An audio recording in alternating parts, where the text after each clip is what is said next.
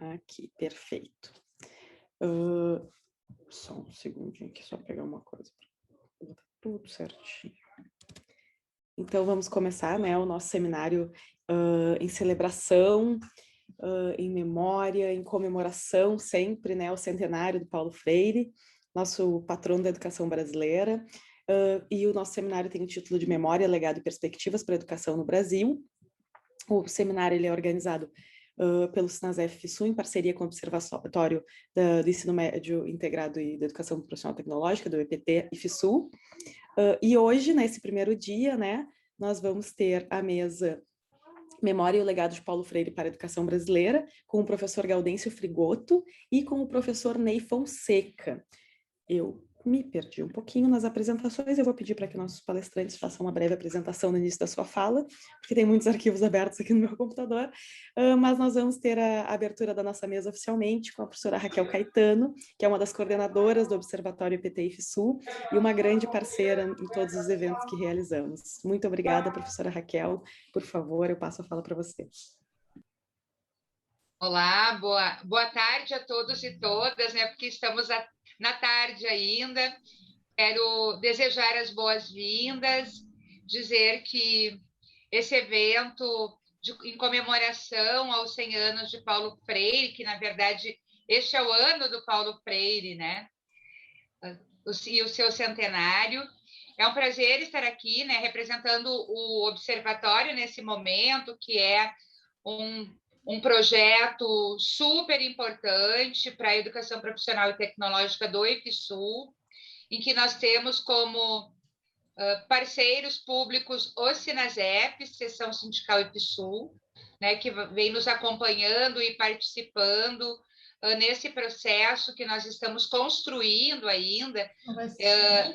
Semana passada, o Observatório fez 1 ano de existência e já temos tantas ações sendo realizadas pelo Brasil, né? Podemos dizer pelo Brasil, porque o Observatório ele saiu de si mesmo, né, e avançou com as suas atividades de ensino, de extensão e agora consolidando o processo de pesquisa. Quero dizer que Paulo Freire, ele, além de ser o maior educador brasileiro, patrono da educação brasileira, ele foi um grande epistemólogo, né? Na verdade, ele criou uma epistemologia da educação e uma epistemologia concreta, através de uma metodologia dialógica. Freire valorizou a cultura, a memória, os valores e os saberes do seu povo. A educação precisa, segundo Freire, estar articulada com as questões contra-hegemônicas e emancipadoras, em busca da transformação radical e libertadora. Além de ser patrono da educação brasileira, hoje Paulo Freire é o 3º pensador mais citado no mundo na área de humanas. E também é doutor honoris causa em 35 universidades pelo mundo.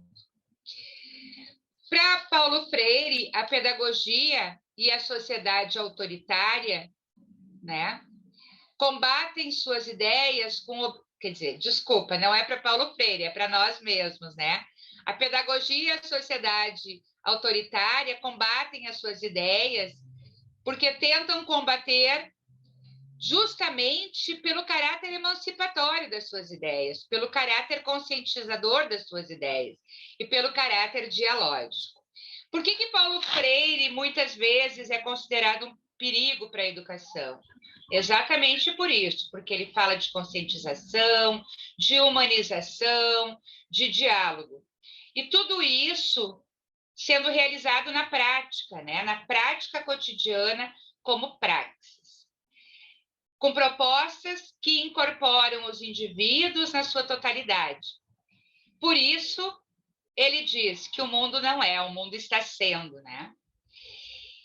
E, por fim, quero dizer que uma das questões que, para mim, são mais importantes nas ideias de Paulo Freire, quero dividir com vocês, já encerrando a minha fala, é que ele procurou fazer com que a educação possibilitasse o desejar transformar o mundo.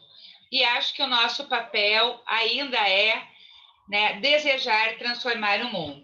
Então, eu quero agradecer a todos e todas que estão aqui, em nome do Observatório, também em nome do Sinasep, já que nós trabalhamos em conjunto no Observatório, e também a todos e todas, e desejar um ótimo evento, um ótimo seminário que inicia hoje e que vai até amanhã. Também dar as boas-vindas para o professor Ney e para o professor Gaudêncio Frigoto, que muito nos honra com a presença, desejosos de ouvir as suas palavras. Então, em nome do Observatório, eu desejo a todos e todas um excelente evento. Agradeço ao Sinasep, Seção IPSul, por proporcionar a todos e todas essa atividade no ano de Paulo Freire, do centenário de Paulo Freire. Muito obrigado. Um abraço a todos. Muito obrigada, Raquel. Muito obrigada pelas suas palavras e também pela parceria, né, do Observatório. Espero que tenhamos muitas parcerias ainda, porque a nossa luta, ela temos muito a avançar. O Agora mundo não é, né, Thay? Ele está sendo. Está sendo, exatamente. Muito obrigada. Vamos começar, então, com a fala do professor Gaudêncio Frigoto, pode ser, professor?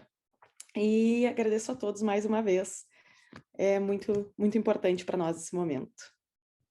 E a principal apresentação, né, do professor Gaudêncio, do Ney e da professora Raquel é que são defensores da educação. Então, acho que essa é a principal posição deles, e isso nos coloca todos, né, nessa mesma luta. Muito obrigada, pessoal. Olha.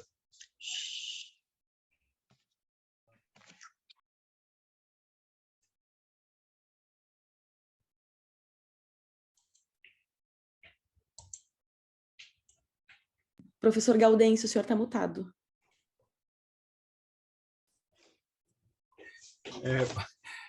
Desculpa. Boa noite, Tayane. Boa noite, Raquel. Ney, que divide essa mesa comigo. É uma imensa alegria poder estar com vocês nesse momento de celebrar os 100 anos de Paulo Freire, celebrar também os avanços que Raquel nos mostra, né, da importância do observatório, a parceria do Sinasef, Seção Sul, né, nessas batalhas, porque nós vivemos um momento que não é um momento normal na vida da gente por várias razões, né? Saúdo, então, a cada uma e cada um que participam deste evento, e eu sempre digo que estar juntos com saúde e trabalho num contexto sombrio e tão trágico que vivemos é uma dádiva, né? E revisitar a memória de Paulo Freire, como lembrava Raquel, não tem só um sentido oposto a esse tempo trágico, mas radicalmente antagônico, né, ao bloco de forças que querem dar um segundo exílio a Paulo Freire pós-morte, exatamente pelo que Raquel sublinhava aqui, né, da sua importância de uma educação que parte dos sujeitos, que busca ir além de letrar, alfabetizar, que é algo importante, mas um letrar e um alfabetizar para uma leitura do mundo e uma leitura de transformação. Portanto, contra todas as formas que sentimos hoje, né, expressas na política do livro didático, na política do controle da autonomia universitária, autonomia dos institutos,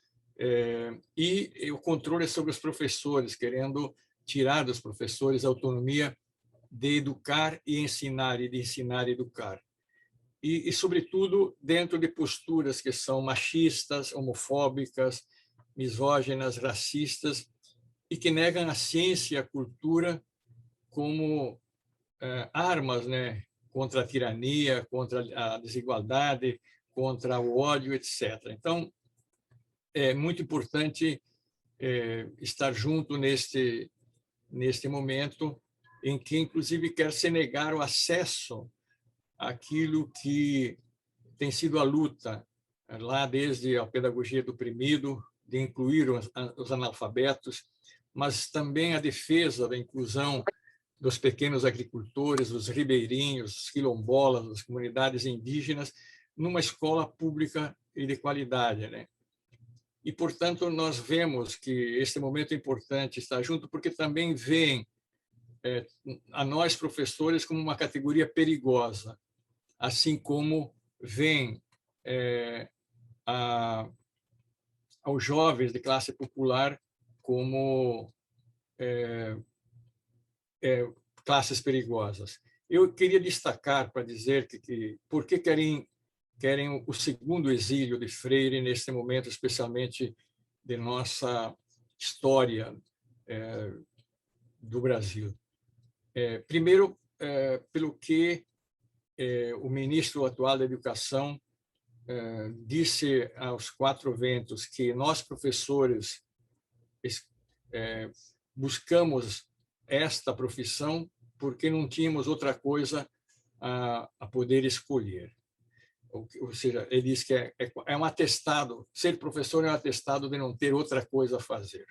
Quando um ministro da Educação diz isto, e um ministro exatamente que é o representante, digamos, da guerra cultural e portanto, da guerra contra Paulo Freire e a memória dele, mas ele acrescenta uma coisa que agora o Enem explicita, né? Logo no início, comentando ainda quando se discutia a postergação do Enem, o ministro dizia que os pobres até podem sonhar com a universidade, mas não é desejo. Então, há razões, como você diz, Raquel, há razões, sim, de querer dar um segundo exílio pós-mortem, apagando a memória, exatamente o título que vocês trazem aqui para a gente refletir. Então, não vou me alongar muito, vou tentar ficar dentro dos 30 minutos, mas vou enfatizar primeiro o sentido do duplo exílio de Freire e a pedagogia do oprimido e da esperança como dois momentos, né, da nossa história que resgatam a memória e as tarefas, né, que se nos impõem. E Raquel lembrou muito bem, eu me impressionei quando estive na feira há muitos anos em Guadalajara, em que a pedagogia do oprimido era traduzida já à época por 29 idiomas, né? E, portanto, não surpreende que ele seja o terceiro educador mais citado do mundo, né?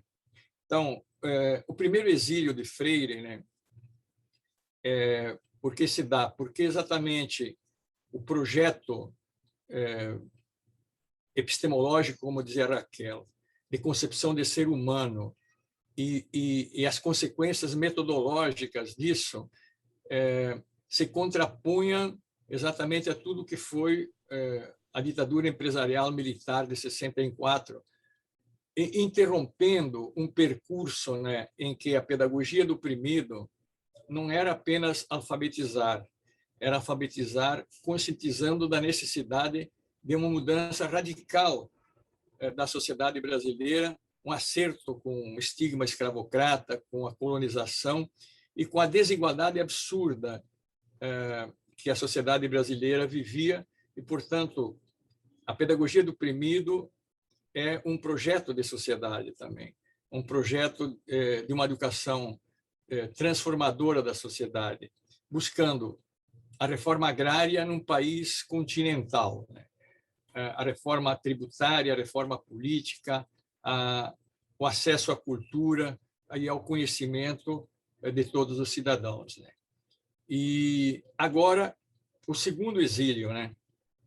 Eu creio que o golpe de 2016, né, ele já começou esse segundo exílio porque completou as contrarreformas que começaram lá com Paulo Renato, com Maria Helena de Castro, com Guilmar Namo de Mello, né, que diziam uma coisa muito forte hoje como política de governo, que nós, professores, tínhamos que aprender as regras do bem ensinar, mas que não cabia a gente, como professor, discutir sociologia, discutir cultura, discutir, enfim, o que diz respeito exatamente à dimensão do ensinar e do educar, que não se separa.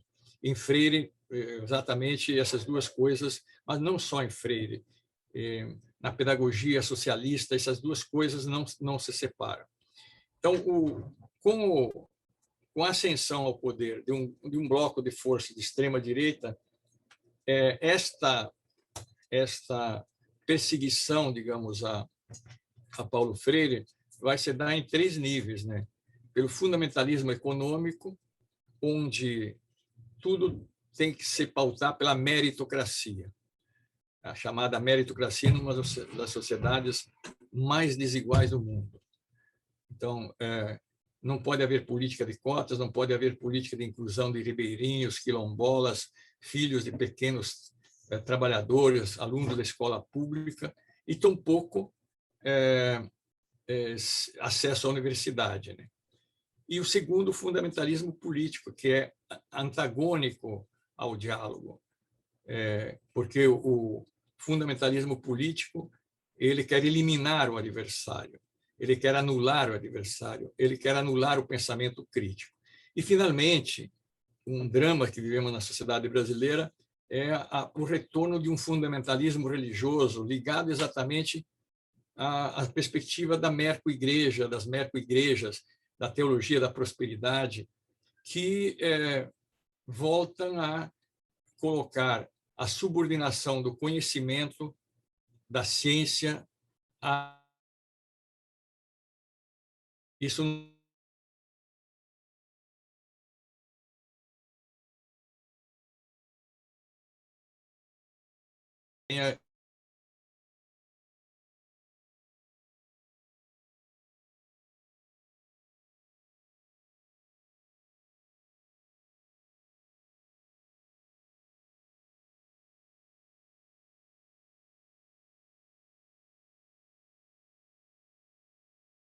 entre o oprimido e o opressor. Inclusive, um pequeno trecho desse texto que eu escrevi, ele diz assim: a influência da dialética hegeliana na pedagogia do oprimido é constante. O Hegel introduziu uma noção de que a razão é histórica e a verdade é construída no tempo. Trata-se de uma filosofia do devir, do ser entendido como processo, como movimento. Lembrei até da fala inicial da professora Raquel, baseada no Freire, ela disse: o mundo está sendo. Né? E aí o Hegel vai dizer mais ou menos assim: nessa direção, surgiu para dar conta da dinâmica do real a necessidade de criar uma lógica que não se fundasse no princípio da identidade, que é estático, né? Mas no princípio da contradição. Então, foi mais ou menos esse o estudo que eu realizei naquela época. Isso foi um estudo recente, 2016, 2015. E pensando a partir disso, muitos de nós, educadores, estudantes, estamos muito confusos com o contexto político em que estamos vivendo no país e de maneira mais global, e talvez a nossa capacidade de sonhar tenha ficado um pouco silenciada. Sonhar também, me parece, professor Frigoto, é um outro desdobramento da reflexão de Freire, que anda articulado com a questão da esperança, e nós também estamos com a nossa esperança um pouco adormecida. A esperança de que novas realidades possam ser construídas, de que outros mundos sejam possíveis. Né? Um outro mundo é possível, já diz o lema de um grande evento social aí que nós tivemos no país. Né? Então, partindo dessas constatações, né, nós poderíamos pensar em que outro contexto, se não neste, podemos afirmar mais do que nunca a importância de revisitarmos as problematizações que foram propostas por Paulo Freire. Nós estamos diante de uma tarefa difícil e eu ousaria dizer que necessária. Então, colegas, professores, professor Frigoto, meu colega de mesa, inspirado no livro Por uma Pedagogia da Pergunta, que é um livro que o Freire diz falado, né? Eu digo dialogado, né? Em que ele faz ali uma interlocução com o Antônio Faundes. Eu proponho pensar a minha exposição a partir de uma pergunta, que é: qual é o sentido de ser professor ou professora nos dias de hoje? Então, eu vou fazer uma fala que vai estar mirando, tendo esta pergunta como horizonte. Qual é o sentido de sermos professores ou professoras nos dias de hoje? Pois bem, a tensão do atual momento político que nós atravessamos no país parece que nos empurra, nos impele a analisarmos por qual razão a figura de Paulo Freire nos traz importantes reflexões sobre a conjuntura atual. E pensando na provocação que o professor Frigoto fez sobre o segundo exílio, nós poderíamos destacar aqui os esforços não pequenos para revogarem a lei que declara Paulo Freire patrono da educação brasileira. Em 2017, passa a circular no Senado Federal uma tentativa de revogação. Esta lei ela é de 2012 e o número da lei é 12.612. Hoje nós estamos aqui, então, nesse mosaico, nessa sala virtual, resgatando a importância de Paulo Freire no cenário atual, no cenário político, no cenário acadêmico, muitas vezes pela quantidade de citações que acontecem de Paulo Freire em artigos, em livros, que discutem seus conceitos. Além do reconhecimento em títulos e homenagens que ele recebeu e recebe em vários países do mundo. Freire é o mais reconhecido educador brasileiro. E durante o seu tempo de vida, o seu projeto, ele viveu as experiências de um século marcado também por outros grandes pensadores que privilegiaram a educação, as lutas, as relações de poder, e deste modo nós poderíamos deduzir que a obra de Freire nos oferece muitas possibilidades de pesquisa e elementos de reflexão. Dizendo de uma maneira um pouco mais curta e grossa, há muitas portas de entrada para acessarmos Paulo Freire. Há muitos caminhos, há muitos conceitos, e diferentes maneiras de acessá-lo. Indo um pouco mais, nós poderíamos pensar que alguns historiadores da educação gostam de enfatizar que, antes de tudo, Paulo Freire era cristão. E o seu cristianismo, porém, era baseado numa teologia libertadora, preocupada com o contraste entre a pobreza e a riqueza, resultante, segundo a obra do Paulo Freire, de privilégios sociais. O professor Frigoto falou da meritocracia, eu vou tentar desdobrar um pouquinho essa ideia em Paulo Freire. E o Paulo Freire, mantida essa fé na sua formação intelectual, influenciou muito o seu pensamento, que percorreu em seguida caminhos filosóficos da fenomenologia, do existencialismo, até aquilo que os historiadores chamam de neomarxismo. A Educação como Prática da Liberdade, que é um livro de 65, é apontado como o primeiro livro de Paulo Freire e é marcado por uma visão idealista, né, ainda com uma presença muito forte do pensamento católico.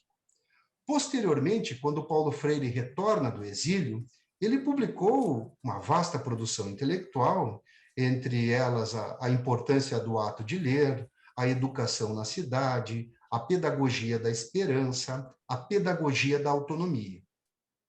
As primeiras experiências educacionais do Paulo Freire, elas começam lá no início da década de 60, 62, em Angicos, lá no Rio Grande do Norte, onde 300 trabalhadores do campo se alfabetizaram em 45 dias.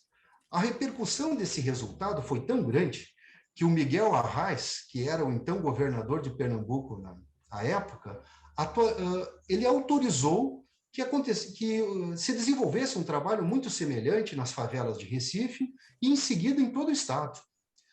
O governo federal também interessou-se muito por esse projeto e pretendia organizar em torno de 20 mil círculos de cultura. Os círculos de cultura é um procedimento do método de alfabetização freiriana e tinha a expectativa de atingir lá, então, 2 milhões de alunos por ano. Fez parte o Paulo Freire também do movimento de cultura popular de Recife.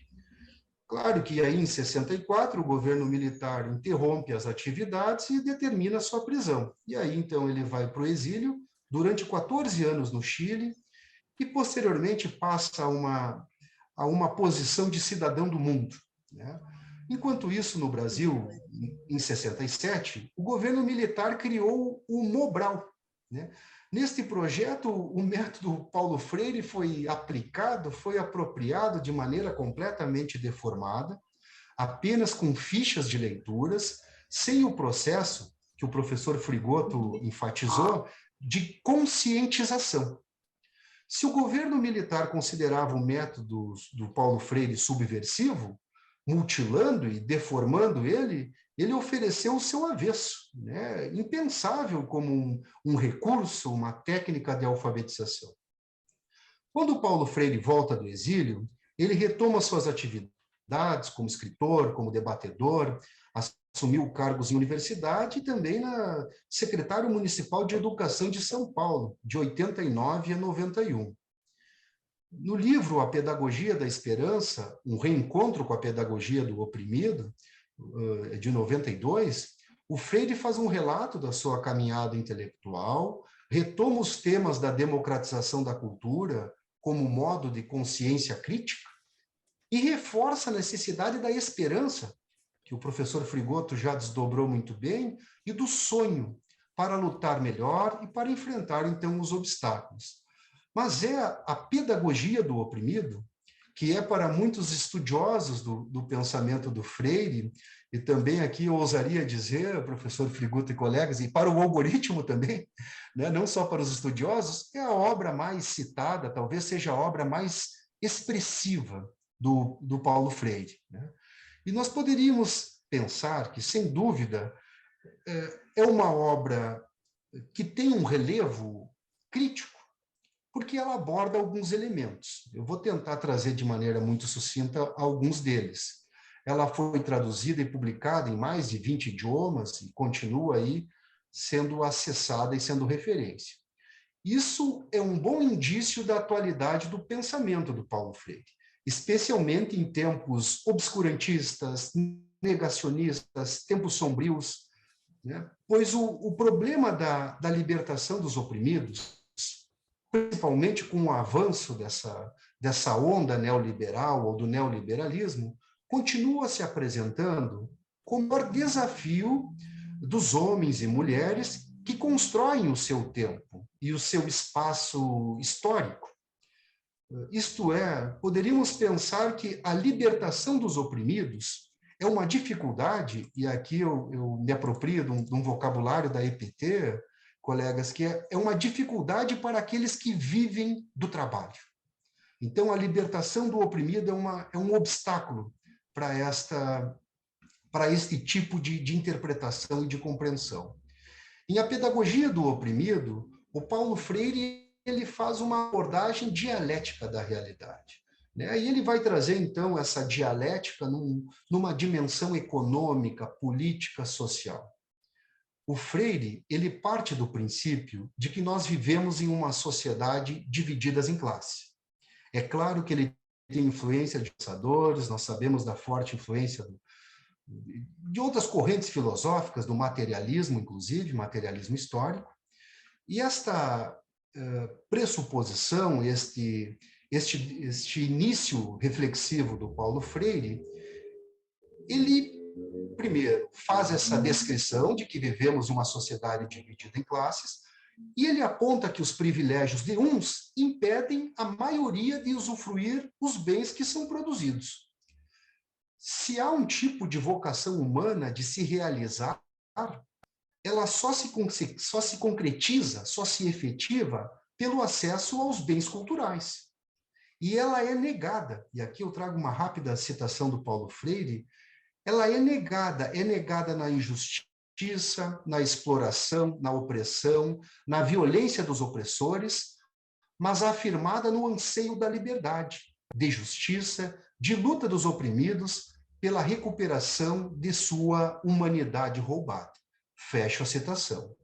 Não é simples instaurar uma nova pedagogia, pois, com frequência, o oprimido hospeda, e isto eu também percebi em Hegel, o opressor dentro de si. Mesmo reconhecendo-se como oprimido, ele assume a atitude fatalista da aceitação da sua sina. Me parece que esse é um outro traço que eu destacaria no Paulo Freire, a desconstrução do fatalismo. Às vezes, o oprimido se desvaloriza, justificando a natural superioridade do opressor. Outras vezes, inseguro, tem medo da liberdade, não ousa assumir, aumentando assim a irresistível atração pelo opressor.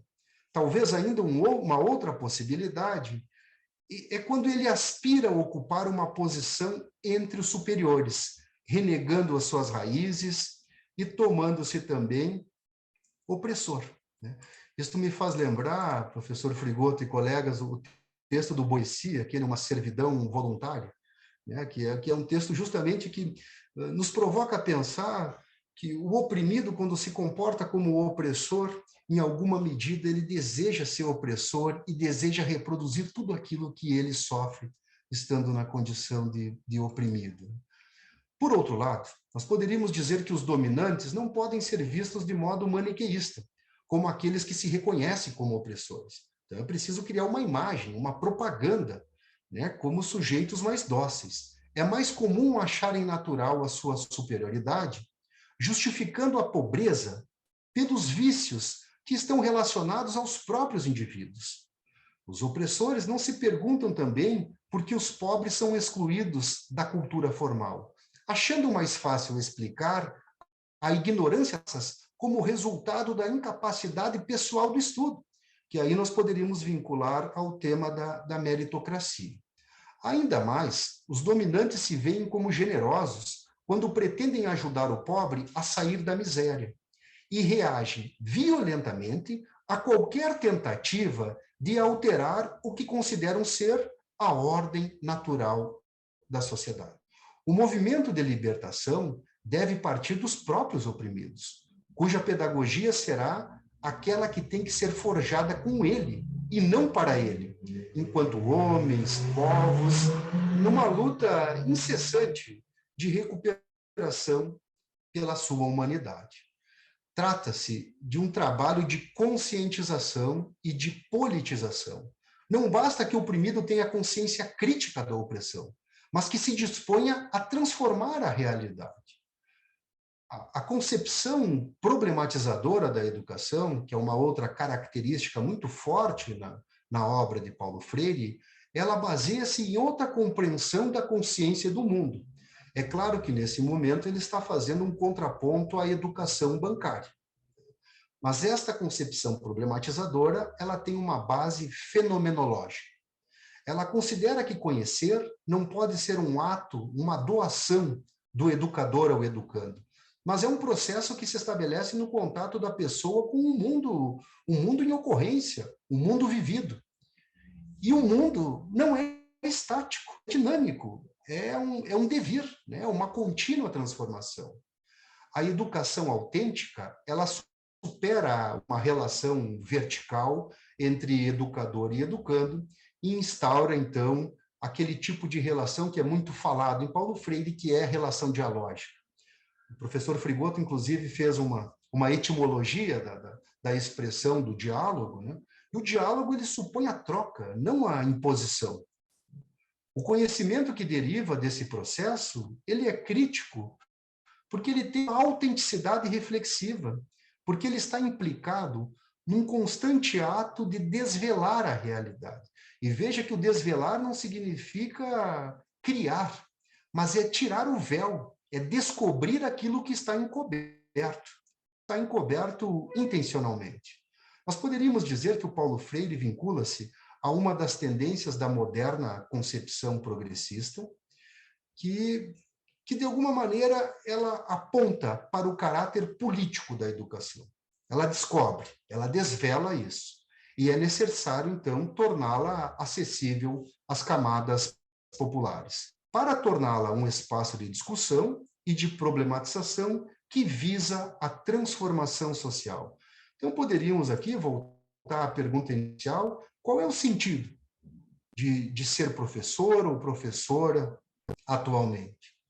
Talvez um dos sentidos seja pensar essa questão do fatalismo, sabe? Não só resgatar a esperança e o sonho adormecido, mas desconstruir o discurso da naturalização, que naturaliza as desigualdades. Me parece que este seria o aspecto que eu daria uma certa evidência. Agradeço mais uma vez a possibilidade da interlocução, colegas do Sinasef, colegas do IFSU, professor Frigoto, mais uma vez, agradeço a oportunidade e o aprendizado. Fico por aqui.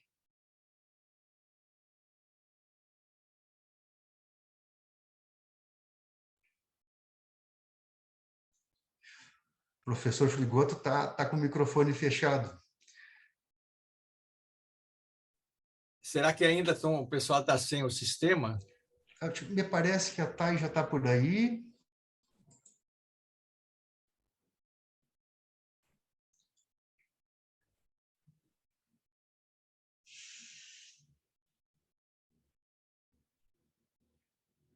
Tudo certo com os colegas do Sinasef FSU? Oi, gente. É a Ana. Tudo bem? Não, a Thay tá ainda sem... A gente caiu completamente o sistema, aí eu peguei aqui. Gente, boa noite. Tudo bem? Vamos dar início aos questionamentos? Ou o professor vai replicar o Ney agora? Alô? Oi. Opa. Não entendi, está meio ruim o áudio, não sei se é o teu ou é o meu. É o meu, eu tô com a internet também muito ruim, gente. Sim, eu não... você poderia repetir? Peraí. Ana, é você que está aí? Tô. É que eu não estou escutando direito. Tá bem, Ana, mas a gente pode, como diz o professor Frigoto, no nosso primeiro arranjo, a gente pode ir tocando, né, professor? A gente pode ir... Podem ir tocando, porque a gente está meio problemas aqui.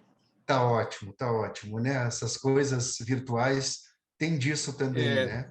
Mas me parece muito importante a tua abordagem, porque você faz um percurso para a obra, praticamente, do Freire, e você toca em pontos muito interessantes. É interessante, né, que agora, por um grupo de colegas até do Rio Grande do Sul, me pediram para escrever um pequeno texto sobre Freire. E eu parti exatamente porque a pedagogia do oprimido é a centralidade, de certa forma, daí de onde Freire depois desdobra e volta. Na Pedagogia da Esperança, ele vai dizer: vou retomar, e como você bem registra. E eu sempre costumo dizer que isso porque era a expressão de um tempo histórico, né? Freire é muito atento ao tempo histórico e aos movimentos que aconteciam na cultura, na política, etc. Então, a pedagogia do oprimido é ultra interessante. E é muito interessante que você faça esse percurso entre Freire, eu diria Sócrates, obviamente, e Hegel, né? Essa ideia da razão histórica do movimento. E é onde também ele se aproxima de Marx, né? Porque Freire, como você diz, vai ter influência e vai dialogar. Ele se considerava um cristão marxista também, nesse sentido, né? E veja, ambos vão aos gregos por esta razão dialética e essa razão do movimento. O Marx faz a tese de doutorado dele sobre Epicuro, né, que se contrapõe a Demócrito, que vê tudo definido. Assim como Sócrates se opõe a Aristóteles, né? Então, eu aí faço uma relação, né, mostrando que o que une, no fundo, é a transformação da realidade. Isso que você, de fato, concluiu, que eu acho fundamental. Não naturalizar aquilo que não é natural, né? Então, me parece que esse é um grande desafio hoje, que que ataca, digamos, na medula, né, o conformismo, né? E, por outro lado, aquilo que eu dizia, que nós temos que enfrentar a pedagogia da ameaça e do medo, né? Eu acho que você tem muita razão, né? Que o ato de educar é um ato político em Freire, né? O Gadotti realça isso, né, na sua obra, e pelo método e pelo que ele conduz a analisar a realidade, pela conscientização que ele tem. E, portanto, resgatar a memória de Freire é resgatar o sentido da política, a luta dos que estão fora do direito para se organizar para alcançar o direito. Isso que é conscientizar, isso é que é não naturalizar. Mas adorei a tua exposição, acho que nós temos absoluta concordância na importância, né, e nos temas que Freire toca e que, nesse contexto, mais que nunca, ele é atual, né?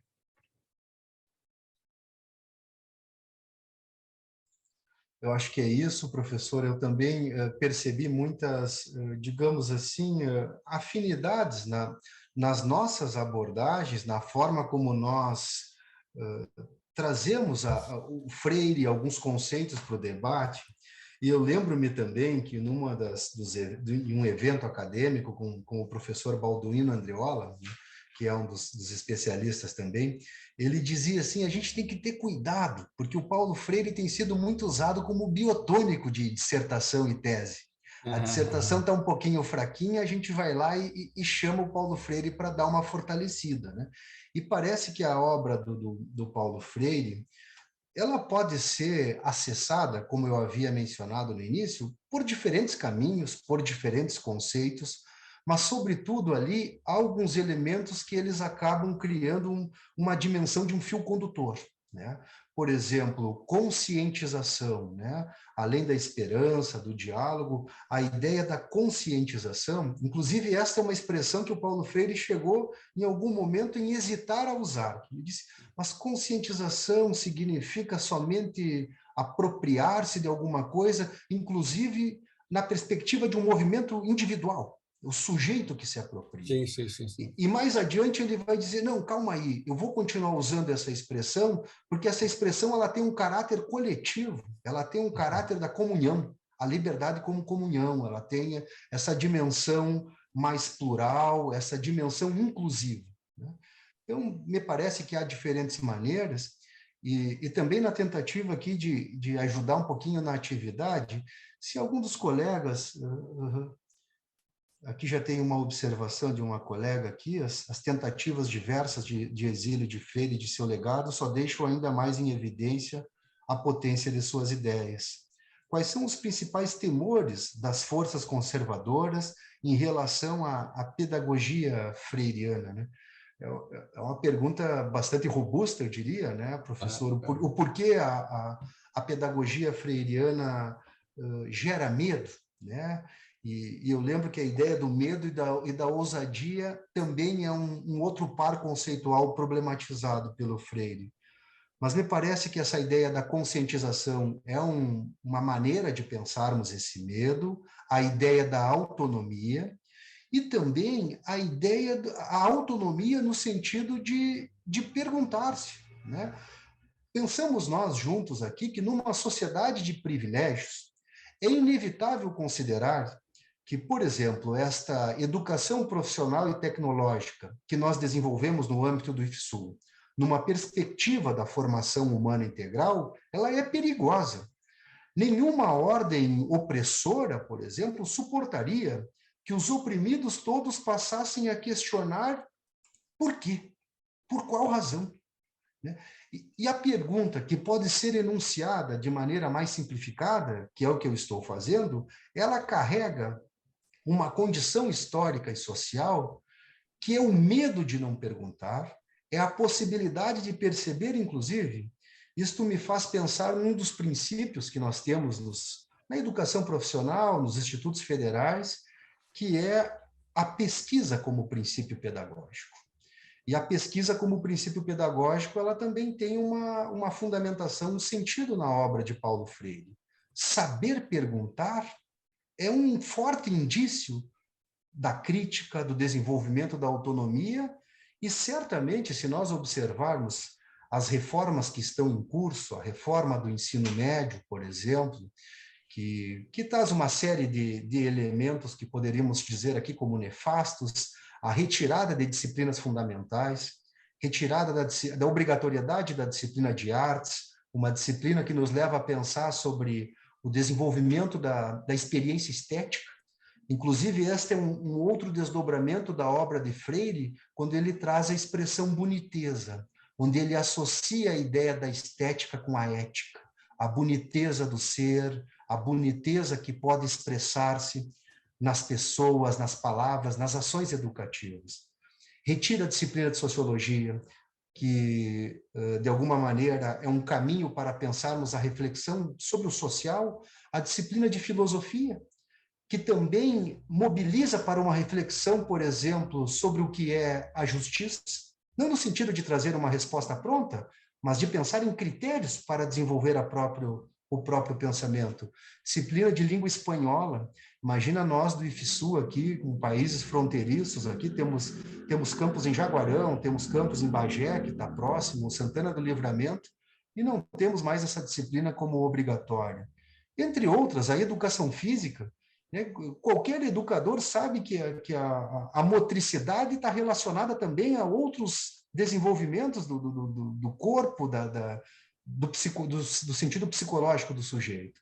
Enfim, me parece que o medo, né? Por que o Paulo Freire é tão temido? Olha, porque o seu método, em alguma medida, ele prevê a liberdade do oprimido. E me parece, colegas, professor Frigoto, que esse é um aspecto que merece um certo relevo. Paulo Freire não está dizendo que o oprimido deve tornar-se opressor, mas que tanto o oprimido quanto o próprio opressor também está preso numa condição. Portanto, o horizonte aqui é a liberdade. Mais ou menos isso, professor Frigoto? Não, plenamente de acordo. Eu acho que,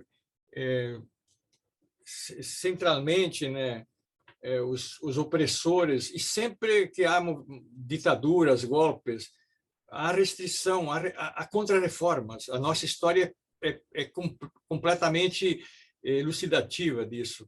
Então, no fundo, a pedagogia do oprimido busca afirmar sujeitos autônomos, que pensem, que analisem, que perguntem, que reivindiquem e que se organizem, né?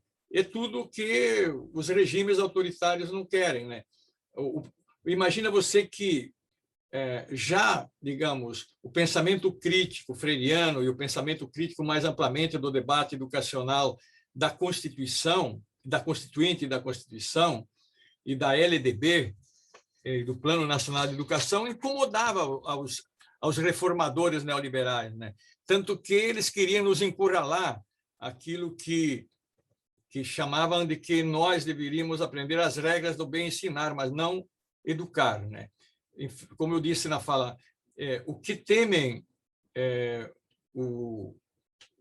os poderosos é exatamente que o ensino que a gente promove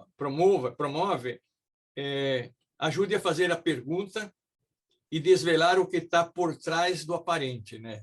No fundo, que isso que você dizia, tirar o véu. Por exemplo, como há 2 semanas, na semana passada, fiz um debate com o Instituto Federal de Roraima e um campi bem do interior, de uma região de minifúndios, etc., etc. E lá, durante o debate, o professor veio atrasado um pouco na fala, porque estava participando de uma mesa sobre o Dia do Agrônomo, né? E ele disse, professor, uma aluna do 3º ano, se não me engano, de ensino médio, me fez a seguinte pergunta: professor, você está explicando ali que agora a agricultura vai entrar na tecnologia 4.0. Nós vemos na televisão que o agronegócio está resolvendo o problema da insegurança alimentar, etc., etc. Mas como é que o senhor me explica, com tanta tecnologia, que a gente tenha tanta fome no Brasil hoje. Ela estava se referindo aos 150 milhões em insuficiência alimentar, ela estava se referindo aos 20 milhões que quando comem uma refeição por dia. E, portanto, a pedagogia do oprimido, a pedagogia da pergunta, a pedagogia do diálogo, a pedagogia do amor, porque também é uma categoria que ele usa. E é interessante que um dos estudiosos de Freire, que é o Carlos Brandão, numa conversa esses dias com ele, uma live, ele me chamou a atenção que ele está dialogando com um biólogo americano que analisa o comportamento dos animais, mas um comportamento que chega ao animal, ser humano, né? E esse biólogo diz uma coisa que me parece ultra importante, que o oposto do amor não é o ódio, é o medo. Porque o medo silencia, o medo acabrunha, o medo isola. E por isso essa referência, né, à opressão que sempre tenta silenciar, né?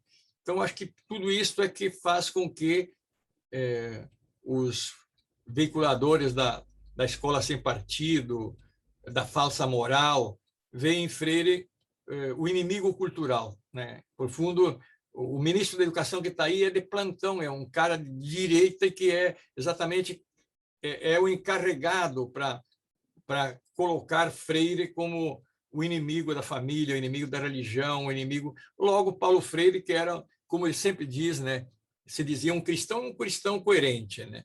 Então, acho que este é o medo, inclusive medo a essas denominações que vendem Deus com letra maiúscula como se fosse uma mercadoria, como fosse enfim, algo a ser comprado. Eu acho que é isso que os poderosos temem, é isso que o bolsonarismo teme, é isso que o neoliberalismo teme, enfim. E por isso que Freire é atual, para nós, né?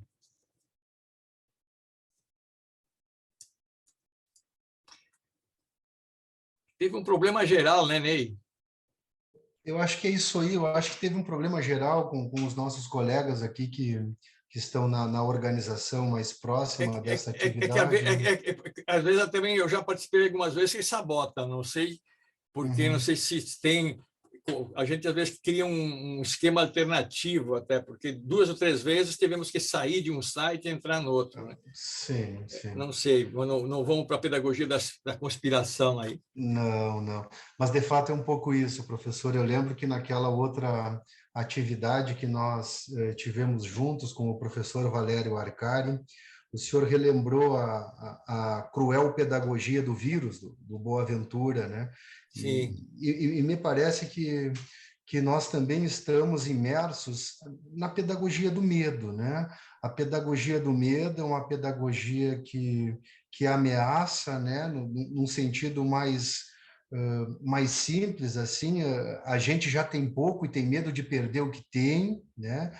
E nos silencia, né?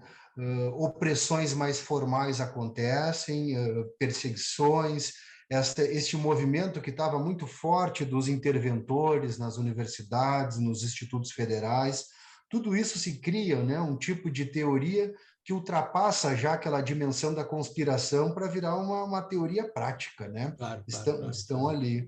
Então, me parece que essa ideia da superação do medo também é um tipo de pensamento, é um tipo de postura que está relacionado a esse objetivo da emancipação, da autonomia, né? Que é para que o sujeito tenha condições, e para ter condições, e é por isso que a gente fala na EPT, e o senhor é uma das nossas referências, em mundo do trabalho, e não mercado do trabalho.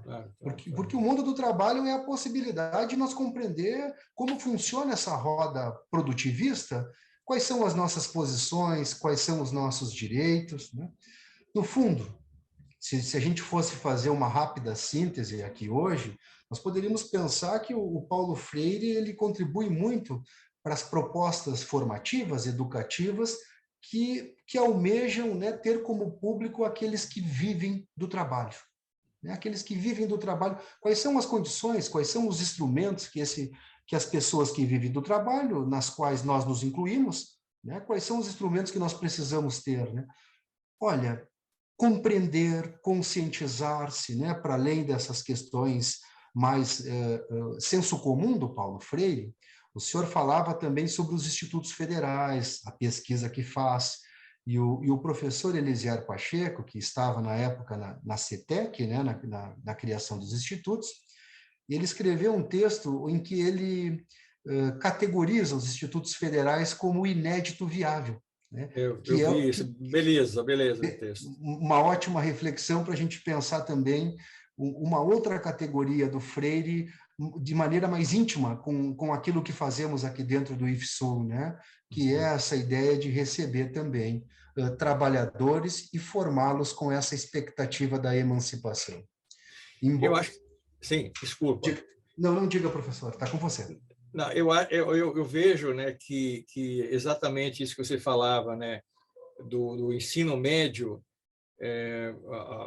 o desmonte, né, que se faz do ensino médio é, no fundo, negar os instrumentos, né, que especialmente os institutos que estão no olho do furacão. Os institutos estão pelo integrado e por exatamente atender uma população que a ideologia que está aí diz que não devíamos atender, deviam ficar onde estão, né?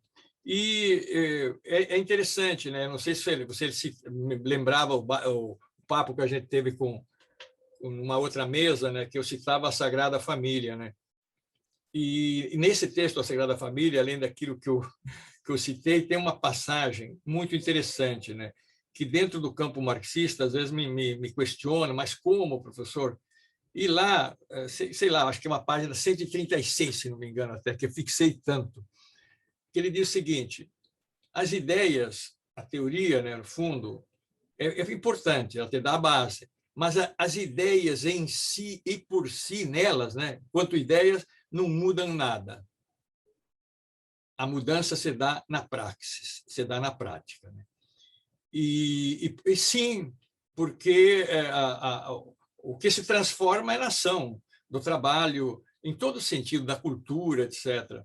Então, eu creio que hoje eu saí de uma mesa agora, antes de entrar nessa, do Instituto Federal Campos de Caxias, que é aqui numa região muito da Baixada Fluminense, colegas maravilhosos lá que trabalham, e a 11ª semana de Ciência e Tecnologia. E a Caroline, uma aluna, perguntava: como entender, professor, que em 2016 nós tivemos tanta mobilização, 2015, depois nós tivemos as mobilizações dos estudantes Ocupa Escolas, como é que a gente está tão parado nesse momento?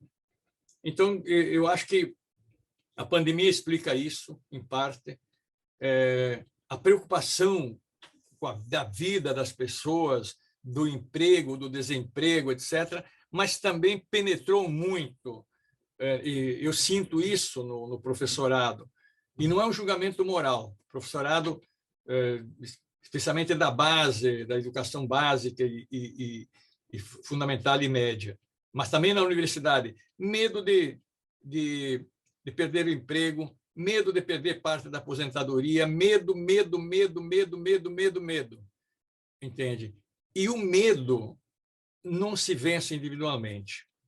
Eu sou um campesino que me criei até os 12 anos no campo e depois me dei conta, né? Como é que a gente sabia que vinha um temporal terrível? O nosso ouvido e os nossos sentidos não captavam. Até no tsunami no Japão, quem anunciou antes foi um cachorro.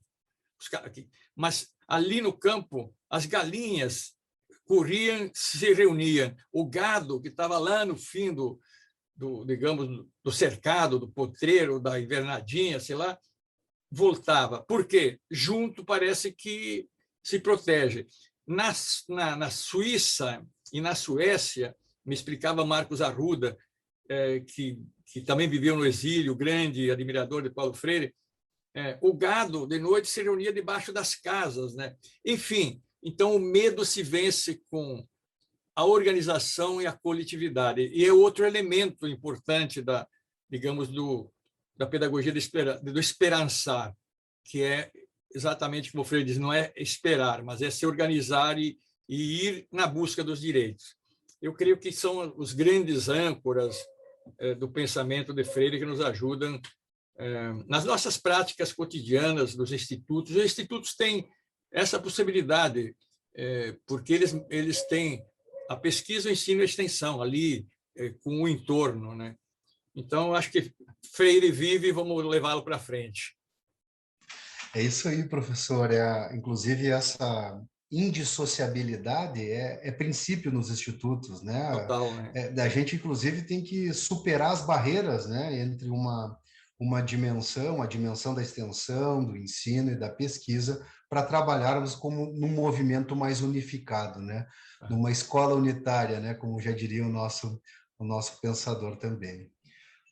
Professor, eu recebi aqui, então, um comunicado. O pessoal da organização, de fato, foi boicotado pela tecnologia, num sindicato que defende os trabalhadores do Instituto Federal de Tecnologia. Isso não é uma novidade para nós, esses paradoxos, né, professor? E eu gostaria, professor, então, fui aqui autorizado a fazer o encerramento, né, o fechamento. Sim, aqui. Por favor.